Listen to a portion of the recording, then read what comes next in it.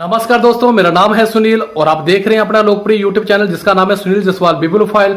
दोस्तों ये super fast revision होगी। इस वीडियो में 100+ क्वेश्चन होंगे। दोस्तों इससे पहले हम लोगों ने एक वीडियो डाला था जिसे आप लोगों ने काफी ज्यादा पसंद भी किया है। दोस्तों ये वीडियो आप लोगों की डिमांड पे बन रहा है। आप कमेंट बॉक्स में जो कुछ भी टाइप करते हैं वो हमारे लिए बहुत ही ज्यादा वैल्यूएबल होता है। हम इसे एज ए फीडबैक लेते हैं। तो दोस्तों इसलिए आप अपने कमेंट बॉक्स में जरूर बताया करें। दोस्तों मेरा मकसद है सभी तक एजुकेशन पहुंचे। अगर आप इस मिशन में शामिल होना चाहते हैं तो इस चैनल को सब्सक्राइब कर लें और इन वीडियो को उन लोगों तक जरूर पहुंचाएं जिनको एजुकेशन की बहुत ज्यादा जरूरत है। तो चलिए चलते हैं दोस्तों स्क्रीन पे और 100 क्वेश्चंस को डिस्कस कर लेते हैं जो आपके अपकमिंग एग्जाम के लिए काफी ज्यादा इंपॉर्टेंट हो सकते हैं। दोस्तों इस वीडियो में 100+ क्वेश्चन होंगे। तो चलिए स्टार्ट करते हैं क्वेश्चन नंबर 1 से। सूर्य से सबसे दूर स्थित ग्रह कौन सा है? तो उसका सही जवाब होगा वरुण ग्रह। क्वेश्चन नंबर 2 हमारे पास दिया गया है, सबसे बड़ा क्षुद्र ग्रह कौन सा है? दोस्तों यहां पे आपको बताना चाहता हूं, क्षुद्र ग्रह जो होते हैं वो मंगल ग्रह और बृहस्पति ग्रह के बीच में आते हैं। तो सबसे बड़ा जो क्षुद्र ग्रह है इसका नाम है डोगसेरस। क्वेश्चन नंबर 3 की तरफ चलते हैं। चंद्रमा पर दिन और रात कितने समय के होते हैं? तो दोस्तों 14 दिन का दिन होता है और 14 दिन की रातें होती हैं। तो ये आपको पता होना चाहिए, काफी इंपॉर्टेंट प्रश्न है ये दोस्तों। अब आपके पास क्वेश्चन नंबर 4 यहाँ पे, कौन सा ग्रह अपने अक्ष पर सबसे धीमी गति से घूमता है? तो उसका सही जवाब होगा शुक्र ग्रह। और आप इंग्लिश में भी देख सकते हैं। क्वेश्चन नंबर 5 हमारे पास, अंतरिक्ष यात्री को अंतरिक्ष में आसमान का रंग कैसा दिखाई देता है? तो उसका सही जवाब होगा काला रंग। क्वेश्चन नंबर 6 हमारे पास, वर्ष की किस तारीख को दिन और रात बराबर होते हैं? तो उसका सही जवाब होगा 21 मार्च को और 23 सितंबर को। दोस्तों यहां पे प्रश्न रिपीट नहीं करूंगा, अगर प्रश्न रिपीट करूंगा तो काफी लेंथी वीडियो हो जाएगा। तो इससे बेटर है कि आप लोग इस वीडियो को 1 या 2 बार देख लें और हो सके तो शॉर्ट नोट्स भी आप लोग इसके बना लें। अब हम चलते हैं क्वेश्चन नंबर 7 की तरफ। वायुमंडल की कौन सी परत जेट वायुयान के उड़ान के लिए आदर्श होती है?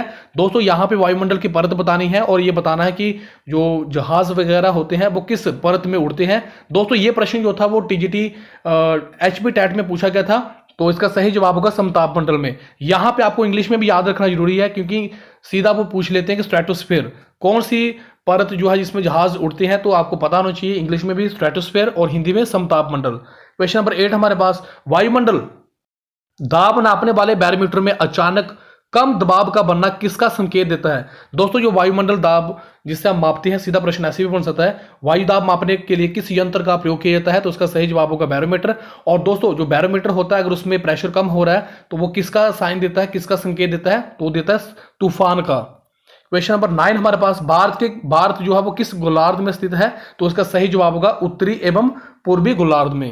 क्वेश्चन नंबर 10 हमारे पास यहाँ पे, दोस्तों पहले ये 20 क्वेश्चन ज्योग्राफी के होंगे, इसके बाद हम लोग हर सब्जेक्ट के 20 क्वेश्चन जो है वो डिस्कस करेंगे। लास्ट में मिसलेनियस क्वेश्चन होंगे। क्वेश्चन नंबर 10 हमारे पास, सूर्य चंद्रमा और पृथ्वी द्वारा 90 डिग्री का समकोण बनाने पर क्या आते हैं? तो उसका सही जवाब है लघु ज्वार। दोस्तों जब सूर्य चंद्रमा और पृथ्वी 90 डिग्री के कोण बनाते हैं तो उस समय लघु ज्वार आते हैं। क्वेश्चन नंबर हमारे पास 11, सूर्य और पृथ्वी के बीच की दूरी सबसे कम वर्ष किस दिन होती है?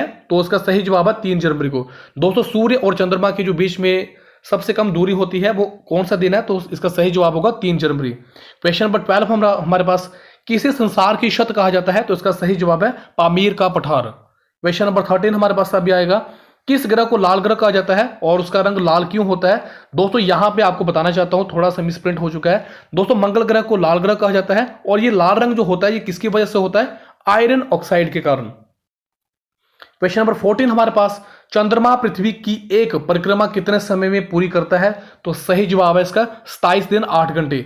दोस्तों ये आपके पास एचपी टैट में प्रश्न पूछा गया था, टीजीटी के पेपर में भी ये प्रश्न पूछा गया है कि चंद्रमा पृथ्वी की एक परिक्रमा में कितना समय लगाता है। तो उसका आपको पूरा टाइम जो याद होना चाहिए, 27 दिन 8 घंटे। नेक्स्ट क्वेश्चन की तरफ चलते हैं। एशिया महाद्वीप में विश्व का सर्वाधिक वर्षा वाला क्षेत्र कौन सा है? तो उसका सही जवाब होगा मासिनराम जो कि मेघालय में है। और कितनी वर्षा होती है? 11,405 मिलीमीटर। दोस्तों यहां पे आप लोगों को पहले जो स्थान बताया जाता था वो चेरापूंजी था, लेकिन अभी मासिनराम मेघालय हो चुका है। तो इस चीज को आप ध्यान से देख लीजिएगा। एशिया महाद्वीप में सबसे ज्यादा जो वर्षा होती है वो मासिनराम मेघालय में होती है। और कितनी वर्षा होती है? 11,405 मिलीमीटर। अब आपके पास प्रश्न यहां पे क्वेश्चन नंबर 16, एशिया में विश्व का सर्वाधिक प्राकृतिक रबड़ उत्पादन करने वाला देश कौन सा है? तो उसका सही जवाब होगा थाईलैंड। क्वेश्चन नंबर 17 हमारे पास, किस देश को किसानों का देश कहा जाता है? तो उसका सही जवाब होगा फ्रांस, जो कि यूरोप में है। फ्रांस को किसानों का देश कहा जाता है जो कि यूरोप में है। क्वेश्चन नंबर 18 हमारे पास, दोस्तों अगर कोई प्रश्न गलत डिस्कस हो जाता है तो आप लोग कमेंट बॉक्स में टाइप कर दें। जिससे कि सभी तक जो है वो सही नॉलेज पहुंचना चाहिए। क्वेश्चन नंबर 18 हमारे पास, संसार का सबसे बड़ा बंदरगाह कौन सा है? तो उसका सही जवाब होगा न्यूयॉर्क।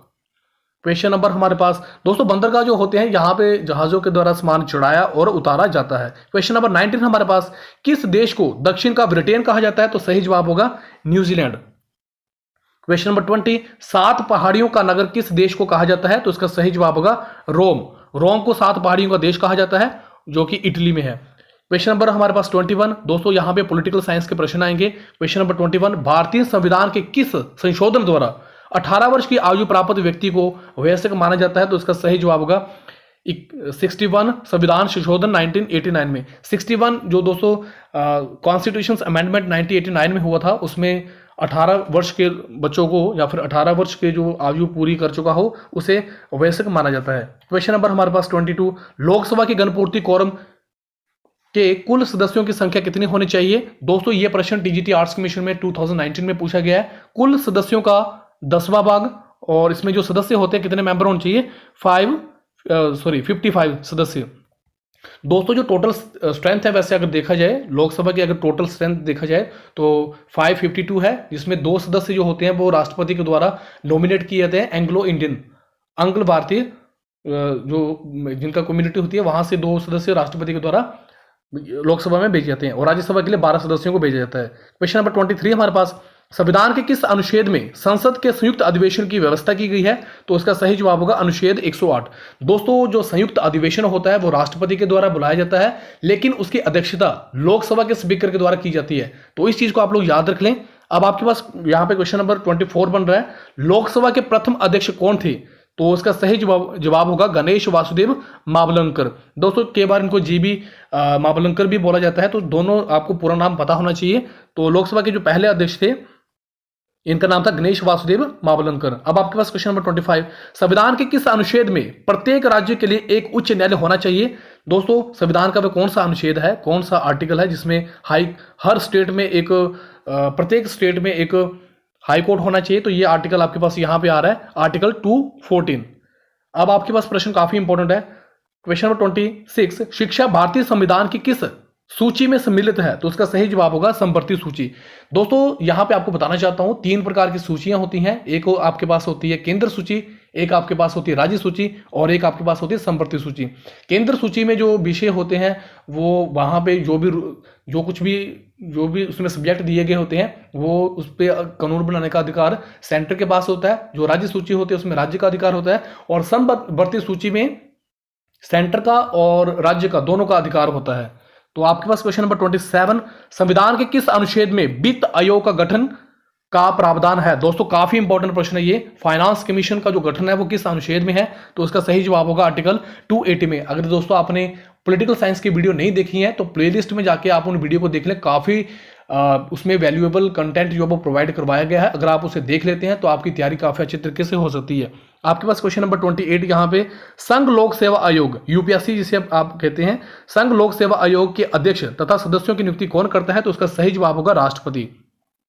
भारत का राष्ट्रपति संघ लोक सेवा आयोग के अध्यक्ष तथा उनके जो मेंबर होते हैं उनको अपॉइंट करता है।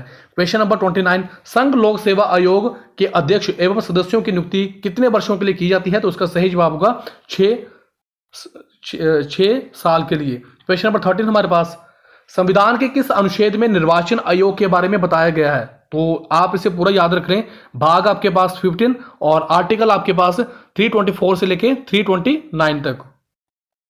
क्वेश्चन नंबर 31 आपके पास, नीति आयोग किस प्रकार का निकाय है? सीधा प्रश्न पूछते हैं ये, सलाहकारी निकाय। नीति आयोग जो है वो सलाहकारी निकाय है। दोस्तों पॉलिटिकल साइंस में नीति आयोग के बारे में यहाँ पे पूरा डिटेल में बताया हुआ है, तो उन वीडियो को देख लें आप लोग। आपके पास क्वेश्चन नंबर 32, भारत का उच्चतम न्यायालय संघ न्यायालय के रूप में कब कार्य करता है? दोस्तों जो सुप्रीम कोर्ट है कब वो फेडरल कोर्ट की तरह काम करता है? तो उसका सही जवाब होगा अंतर्राज्यीय विवादों को देखने के लिए। दोस्तों जब इंटर स्टेट विवाद उत्पन्न हो जाते हैं तब सुप्रीम कोर्ट जो है वो फेडरल कोर्ट की तरह काम करता है। आपके पास क्वेश्चन नंबर 33, राष्ट्रपति अपना त्यागपत्र किसे देता है? तो इसका सही जवाब होगा उपराष्ट्रपति को। दोस्तों ये सारे प्रश्न जो है वो आपके टीजीटी आर्ट्स कमीशन में आए हुए हैं।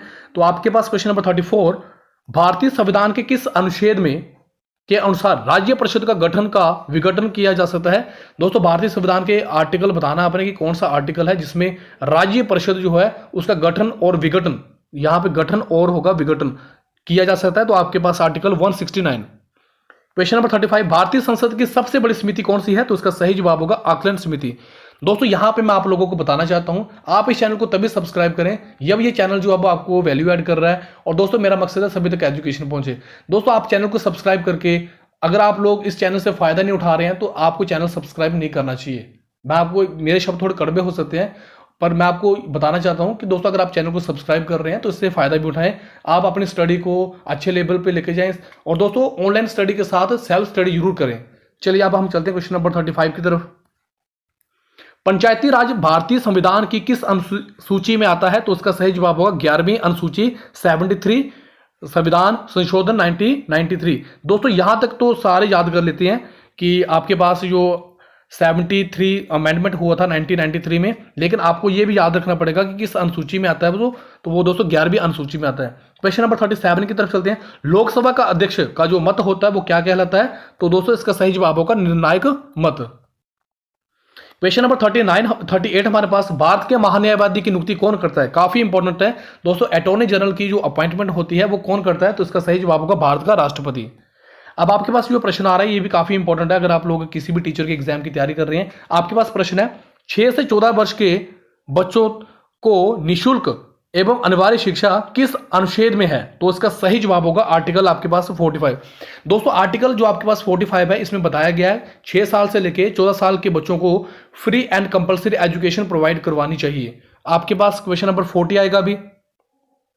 किस अधिनियम द्वारा पूरक प्रश्न पूछने का अधिकार विधान परिषद के सदस्यों को दिया गया है? तो इसका सही जवाब होगा इंडियन काउंसिल एक्ट 1909 में। क्वेश्चन नंबर 41, यहां पे दोस्तों आप लोगों के इतिहास के प्रश्न आ जाएंगे और यहां पे मैं आपको बताना चाहता हूं कि इस प्रश्न में थोड़ी सी गलती हो चुकी थी मुझसे और मैंने इसलिए उसमें माफी भी मांगी थी उस वीडियो में। वो दोस्तों टीजीटी आर्ट्स कमीशन में था और इस प्रश्न को यहां पे मैं करेक्ट कर रहा हूं। आपके पास प्रश्न नंबर 41, फतुहत और फिरोजशाही किसने लिखी थी? तो उसका सही जवाब है फिरोज शाह तुगलक के द्वारा। क्वेश्चन नंबर 42, गिरिवंश किसकी प्रारंभिक राजधानी थी? तो उसका सही जवाब है मगध की। क्वेश्चन नंबर हमारे पास यहाँ पे 43, पानीपत की द्वितीय लड़ाई कब और किसके बीच में हुई थी? दोस्तों जो पानीपत की लड़ाई है वो काफी ज्यादा इंपॉर्टेंट है और अगर अभी तक आपने हिस्ट्री का क्रैश कोर्स नहीं देखा है तो प्लेलिस्ट में जाके आप वो हिस्ट्री का क्रैश कोर्स देख सकते हैं। अकबर और हेमू के बीच में पानीपत की फर्स्ट लड़ाई हुई थी और ये कब हुई थी? 1556 में। दोस्तों अगर आपको पानीपत की फर्स्ट लड़ाई का पता है कि कब हुई थी तो आप कमेंट बॉक्स में जरूर टाइप करें। क्वेश्चन नंबर आपके पास 44, वेदों के और लोटों का नारा किसने दिया था? तो उसका सही जवाब है दयानंद सरस्वती के द्वारा। काफी इंपॉर्टेंट प्रश्न है ये दोस्तों ये भी। दोस्तों यहां पे आपके पास प्रश्न नंबर आ रहा है 45, कुतुब मीनार का निर्माण किसने पूर्ण किया था? तो उसका सही जवाब है इल्तुतमिश के द्वारा कुतुब मीनार का निर्माण पूरा किया गया था। आपके पास क्वेश्चन नंबर 46, महात्मा गांधी अपना राजनीतिक गुरु किसे मानते थे? तो उसका सही जवाब होगा गोपाल कृष्ण गोखले को। क्वेश्चन नंबर 46, देशबंधु चित्तरंजन दास ने राष्ट्र का पैगंबर किसे कहा था? तो उसका सही जवाब होगा श्री अरविंदो को। क्वेश्चन नंबर 48 हमारे पास, अंग्रेजों ने रैयतवाड़ी बंदोबस्त कहां लागू किया था? तो उसका सही जवाब है मद्रास और बॉम्बे प्रेसिडेंसी में। बॉम्बे दोस्तों उसमें पहले बॉम्बे बोलते थे, बॉम्बे प्रेसिडेंसी में। क्वेश्चन नंबर हमारे पास 49, दमदमा साहिब गुरुद्वारा किसकी स्मृति में बनाया गया था? तो उसका सही जवाब है गुरु गोविंद सिंह की।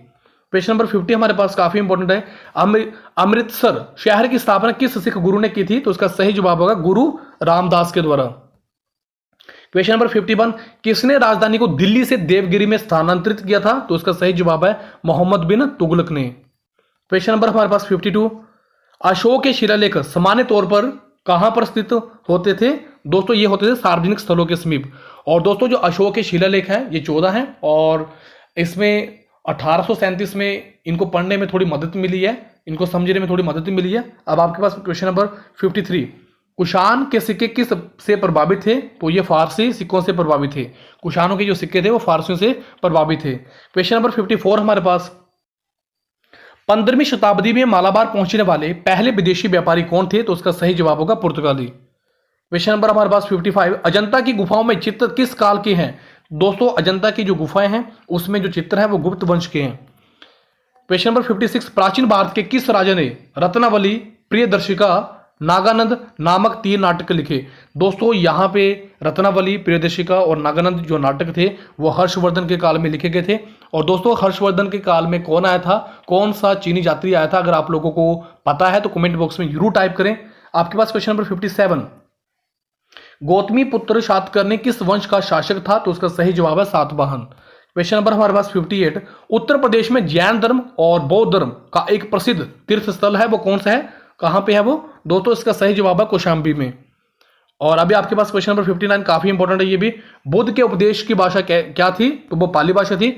और दोस्तों महावीर के उपदेशों की भाषा कैसी थी, वो थी प्राकृतिक। क्वेश्चन नंबर 60 हमारे पास, लंदन में पहला गोलमेज सम्मेलन किस वर्ष हुआ था, तो इसका सही जवाब है 1930 में। दोस्तों जो तीनों गोलमेज सम्मेलन में पार्टिसिपेशन किया था तो डॉक्टर भीमराव अंबेडकर थे। तो कई बार ऐसे भी प्रश्न पूछ लेते हैं। दोस्तों अब आपके पास प्रश्न जो आएंगे वो आपके पास इकोनॉमिक्स के प्रश्न होंगे। चलिए क्वेश्चन नंबर 61, प्रथम पंचवर्षीय योजना में किस प्राथमिकता दी गई थी। दोस्तों जो पहली पंचवर्षीय योजना थी, 5 ईयर जो प्लान था, उसमें सबसे पहले प्राथमिकता किसे दी गई थी, तो ये दी गई थी कृषि को, एग्रीकल्चर को। क्वेश्चन नंबर 62, उपभोक्ता सुरक्षा कानून कब लागू हुआ था, तो इसका सही जवाब है 1986 में। क्वेश्चन नंबर हमारे पास 63, भारत की प्रथम जीवन बीमा कंपनी कौन सी थी, तो उसका सही जवाब है ओरिएंटल सोसाइटी 1818 में। क्वेश्चन नंबर हमारे पास पीली क्रांति, क्वेश्चन नंबर 64 है, पीली क्रांति का संबंध किससे है, तो इसका सही जवाब होगा तिलहन से। क्वेश्चन नंबर 65, नीली क्रांति का संबंध किससे है, तो इसका सही जवाब होगा मत्स्य पालन से। क्वेश्चन नंबर 66 हमारे पास, सीमेंट उद्योग का पहला कारखाना कब और कहां स्थापित किया गया था, तो इसका सही जवाब होगा 1904 में, चेन्नई तमिलनाडु में। दोस्तों इस चैनल पे आपका समय बचाने की पूरी कोशिश होती है कि आपका समय वेस्ट ना हो और ज्यादा से ज्यादा आपके लोगों की तैयारी हो सके।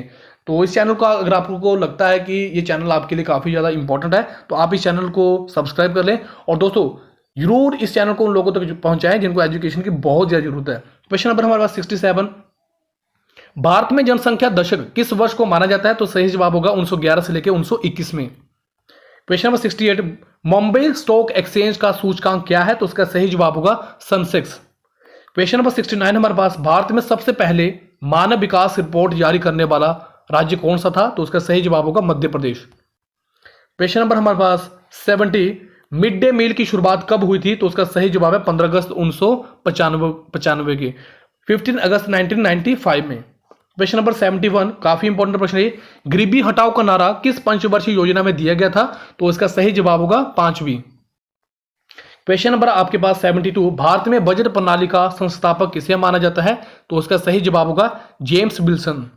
क्वेश्चन नंबर हमारे पास 73, विशिष्ट आर्थिक क्षेत्र सेज कहां स्थापित किया गया है, तो उसका सही जवाब होगा पोस्टिट्रा में सेज का जो है वो स्थापित किया गया है, सेज को स्थापित किया गया है। आपके पास क्वेश्चन नंबर 74, सेबी का पूरा नाम क्या है, तो उसका सही जवाब होगा भारतीय प्रतिभूति और विनिमय बोर्ड संस्थान। दोस्तों यहां पे एस का मतलब होता है सिक्योरिटी, इंग्लिश में एक्सचेंज बोर्ड ऑफ इंडिया। आपके पास क्वेश्चन नंबर 75, श्वेत क्रांति का जनक किसे कहा जाता है, तो उसका सही जवाब होगा वर्गीज कुरियन को। क्वेश्चन नंबर हमारे पास 76, गणतंत्र भारत का प्रथम केंद्रीय बजट कब और किसने पेश किया था, तो यह किया था जॉन मथाई के द्वारा। कब किया गया था, 1950 में। क्वेश्चन नंबर 77, अंतरराष्ट्रीय मुद्रा कोष IMF की स्थापना कब हुई थी, काफी इंपॉर्टेंट प्रश्न है ये दोस्तों, 27 दिसंबर 1945 को, 27 दिसंबर 1945 में। Question number 78, principle of the economics पुस्तक के लेखक कौन है, तो उसका सही जवाब होगा मार्शल। क्वेश्चन नंबर 79, किसान क्रेडिट कार्ड योजना कब शुरू की गई थी, तो उसका सही जवाब होगा 1998 में। क्वेश्चन नंबर 80 हमारे पास, खनिज तेल में आत्मनिर्भरता किस क्रांति से संबंधित है, तो उसका सही जवाब होगा कृषि क्रांति से। क्वेश्चन नंबर हमारे पास 81, खादी एवं ग्रामीण उद्योग आयोग की स्थापना किस पंचवर्षीय योजना के अंतर्गत की गई थी, तो इसका सही जवाब होगा दूसरी। दोस्तों अभी आपके पास मिसलेनियस प्रश्न आएंगे। तो क्वेश्चन नंबर हमारे पास 82, उच्च न्यायालय की प्रथम महिला मुख्य न्यायाधीश कौन थी, तो उसका सही जवाब है लीला सेठ, हिमाचल प्रदेश। क्वेश्चन नंबर 83, भारत की प्रथम गवर्नर जनरल कौन थी, तो उसका सही जवाब होगा Lord William Bentinck. Question number 84, भारत रत्न से सम्मानित प्रथम विदेशी नागरिक कौन थे, तो उसका सही जवाब है खान अब्दुल गफार खान। क्वेश्चन नंबर 85 की तरफ चलते हैं। भारत का सबसे बड़ा डेल्टा कौन सा है? तो उसका सही जवाब होगा सुंदरबन डेल्टा, जो कि पश्चिम बंगाल में है। सीधा प्रश्न पूछा जाता है कि भारत का सबसे बड़ा डेल्टा कौन सा है? तो उसका सही जवाब होगा सुंदरबन का डेल्टा। और अगर स्टेट पूछ लेंगे कि कहां पे है, तो वो होगा पश्चिम बंगाल में। क्वेश्चन नंबर 86 हमारे पास, भारत का सबसे लंबा बांध कौन सा है? तो उसका सही जवाब होगा हीराकुंड बांध। क्वेश्चन नंबर 87, उत्तरी ध्रुव पर पहुंचने वाला विश्व का प्रथम व्यक्ति कौन सा था? तो उसका सही जवाब होगा रॉबर्ट पियरी, जो कि अमेरिका से थे। क्वेश्चन नंबर 88 हमारे पास, अंतरिक्ष में पहुंचने वाला प्रथम व्यक्ति कौन सा था? तो उसका सही जवाब होगा मेजर यूरी गागरिन, जो कि रूस से थे। सबसे ऊंची पर्वतमाला कौन सी है? तो उसका सही जवाब होगा हिमालय, जो कि एशिया में है। क्वेश्चन नंबर 90 हमारे पास, विश्व की सबसे बड़ी मूर्ति कौन सी है? तो दोस्तों ये करंट अफेयर में भी कई बार प्रश्न पूछा गया है। Statue of unity Sardar Vallabh भाई पटेल की है। और ये कहां पे, अगर आप लोगों को पता है तो कमेंट बॉक्स में जरूर टाइप करें। क्वेश्चन नंबर 91 हमारे पास, ओपेरा हाउस कहां स्थित है? तो उसका सही जवाब होगा सिडनी में। और ये कहां पे, सिडनी कहां पे है? ऑस्ट्रेलिया में। क्वेश्चन नंबर 92 हमारे पास, रेड क्लिफ सीमा रेखा किन दो देशों के बीच में लगती है? तो उसका सही जवाब होगा भारत और पाकिस्तान में। क्वेश्चन नंबर 93 हमारे पास, Malgudi days the dark room पुस्तकें किसके द्वारा लिखी गई? तो उसका सही जवाब है आर के नारायण के द्वारा। क्वेश्चन नंबर हमारे पास 94, अंतर्राष्ट्रीय मुद्रा कोष संगठन का मुख्यालय कहां पे है? तो उसका सही जवाब होगा वाशिंगटन डीसी, जो कि संयुक्त राज्य अमेरिका में है। क्वेश्चन नंबर 95 हमारे पास, विश्व शिक्षक दिवस teacher day, world teacher day कब मनाया जाता है? तो उसका सही जवाब होगा 5 अक्टूबर को। दोस्तों राष्ट्रीय शिक्षक दिवस कब मनाया जाता है और किनके जन्मदिन के उपलक्ष्य में मनाया जाता है, अगर आप लोगों को पता है तो कमेंट बॉक्स में जरूर टाइप करें। आपके पास प्रश्न यहां पे 96, हवा महल कहां पर स्थित है? तो उसका सही जवाब होगा जयपुर में, राजस्थान में। अब आपके पास क्वेश्चन नंबर 97, फतेहपुर सीकरी का निर्माण किसने करवाया था? तो उसका सही जवाब होगा अकबर के द्वारा करवाया गया था। और फतेहपुर सीकरी का जो निर्माण हुआ था वो कहां पे है? दोस्तों वो आगरा में है। Question number 98, Wankhede cricket stadium कहां पे स्थित है? तो उसका सही जवाब होगा मुंबई में। और दोस्तों यहां पे ही 2011 का वर्ल्ड कप हुआ था। फाइनल जो हुआ था वो 2011 का वर्ल्ड कप का फाइनल वानखेड़ स्टेडियम में हुआ था। क्वेश्चन नंबर 99 हमारे पास, ग्रैमी पुरस्कार किस क्षेत्र में दिया जाता है? तो इसका सही जवाब है संगीत के क्षेत्र में। क्वेश्चन नंबर हमारे पास 100, फ्लाइंग फिश के नाम से किस खिलाड़ी को जाना जाता है? तो उसका सही जवाब होगा माइकल फिलिप्स। दोस्तों फ्लाइंग सिख के नाम से किस भारतीय को जाना जाता है? अगर आप लोगों को पता है तो कमेंट बॉक्स में जरूर टाइप करें। दोस्तों आपके पास प्रश्न नंबर 101, गवादर बंदरगाह कहां स्थित है? तो उसका सही जवाब है पाकिस्तान में। आज का लास्ट प्रश्न, कंप्यूटर का ब्रेन किसे कहा जाता है? तो इसका सही जवाब होगा सीपीयू, सेंट्रल प्रोसेसिंग यूनिट। दोस्तों ये आज का हमारा वीडियो था। अगर आपके मन में कोई भी प्रश्न है तो आप कमेंट बॉक्स में जरूर टाइप कर सकते हैं। और दोस्तों आप अपनी राय कमेंट बॉक्स में जरूर बताएं। आप लोगों ने मुझे इतना समय दिया, आप सभी का बहुत बहुत धन्यवाद। थैंक यू वेरी मच दिल से।